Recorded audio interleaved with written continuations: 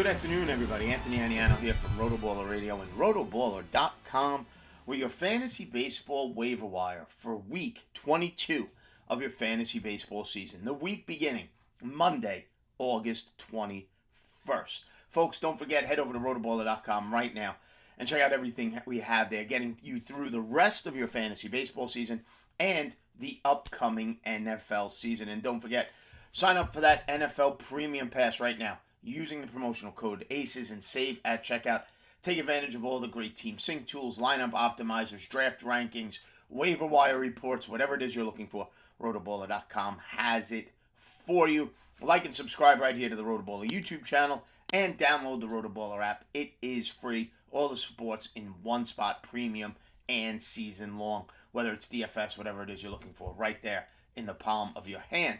And as you're preparing for your fantasy football drafts, don't forget to check out our good friends at the FFPC, the home of season-long fantasy football. It's been 14 years since the FFPC filled their first leagues, and they've grown to be one of the world's largest league commissioners.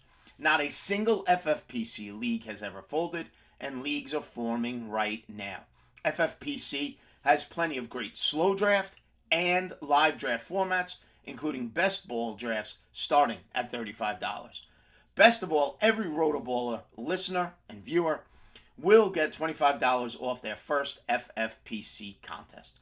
Go to rotoballer.com/FFPC to take advantage of this offer, and don't miss out on the FFPC experience, the home of season-long fantasy football. Now, let me apologize right off the bat. Dealing with a summer cold, the absolute worst. So voice is a little shaky, got a little cough. Who knows how this is going to go, but we'll give it a whirl for the next 10 minutes or so as we get back and focus on the end of our fantasy baseball season and look at some hitters available on the waiver wire for week 22. Like we said, the Monday, August 21st. Full disclosure, recording this Friday morning, August 18th, before the games kick off later on this evening. And as always, using Yahoo roster percentages, 50% or less. Now, my first ad of the week, a little bit of surprise, he's available in Yahoo leagues. Maybe people have dropped him, or maybe people have just stopped paying attention. In deeper leagues, he's not available, but in some shallower leagues, you may be able to get Spencer Torkelson of the Detroit Tigers, first base, corner infield eligible, rostered at 43%, so I had to include him on the list. I know it seems crazy, and I know in deeper leagues, you're not going to have him. He's not going to be available, but I do need to mention him for the shallower leagues. Over the last 14 days, Torkelson is hitting .250, does have 6 home runs, 7 RBIs, and 10 runs scored. So if you're looking for a power addition down the stretch in your shallow league, Spencer Torkelson is flashing that power over the last 14 days.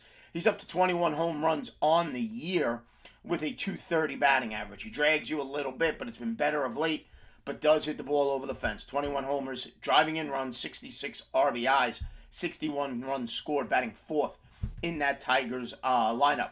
Does walk a decent amount, about 9.5% of the time. Strikeouts are acceptable at 24.4% of the time. And on base percentage of .309, lowers his OPS. In actuality, it's probably the lowest OPS of anybody I'm going to mention today. It's the only one below that magical 800 that I like. His OPS on the season sits at 740. However, he does have the most power upside. My second ad, and you could make a claim that this guy should be the priority ad, not Spencer Torkelson, but that's Royce Lewis of the Minnesota Twins, returning from an oblique injury that's kept him out over the last 6 weeks. He's dealt with injuries over the last couple of years, which has kept his rostership lower than it should be. Currently sits at 37% on Yahoo. Shortstop, third base, middle, corner, infield eligible in Yahoo formats. Returned, he's played 2 games since returning from that oblique injury, and in those 2 games, he's hit .571 with 2 RBIs, a run scored, and a stolen base, hitting third or fourth in that Twins lineup. On the season, only played in 28 games, he is hitting .343 with a .380 on base percentage and an .870 OPS. 4 homers, 17 RBIs on the season with 2 stolen bases. Walks a little under 5% of the time, strikes out just under 27% of the time. Remember, he's a former first-round pick by Minnesota back in 2017. Royce Lewis, it's not a matter of talent. It's just a matter of staying on the field, as evidenced by only the 28 games played this season. My third addition is if you need a catcher, Mitch Garver of the Texas Rangers. Now, he was catching. Jonah Heim has returned over the last couple of days from the injured list, sliding Garver back into that DH role, hitting fifth usually in that Texas Rangers lineup. Over the last 14 days, Mitch Garver is hitting .412 with a home run, 8 RBIs, and 4 runs scored, scorching hot. On the season now, that batting average is up to .293 with a .376 on base percentage. 8 homers, 31 RBIs.